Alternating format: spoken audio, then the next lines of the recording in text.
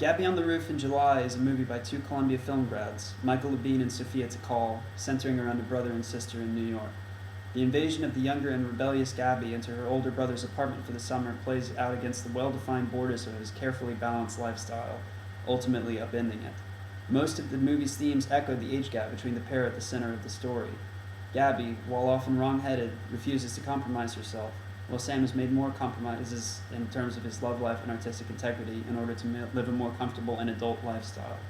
Sam's friends and other characters in the movie mostly orient themselves along the periphery of that brother-sister relationship.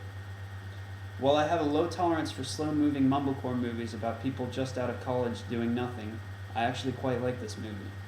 Its slow pacing turns out to be an asset instead of a liability, and the story is generally well thought out and complex, and not forced in the way that some movies like it can be.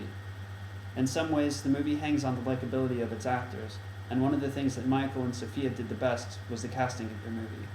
However, there are some weak points, especially towards the end, and while many of them are attributable to the editing process that apparently cut some 9 hours of shooting down to 1.5, there are more fundamental issues with the story.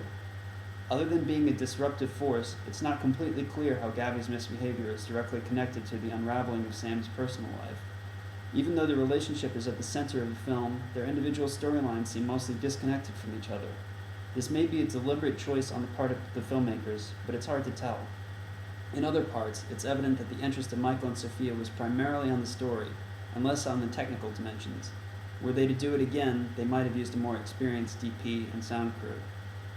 They admitted as much during the Q&A, but it was redeemed by their apparent genuine commitment to the story. Their decision to hold rehearsals for nearly 6 months and develop characters is a saving grace of the movie and clearly paid off. Their decision to shoot nearly 9 hours seems to have been a mistake, both for financial reasons and for the story. Gabby on the Roof in July doesn't feel like a finished project, but I enjoyed it and I would recommend it, and I hope that they make more movies in the future.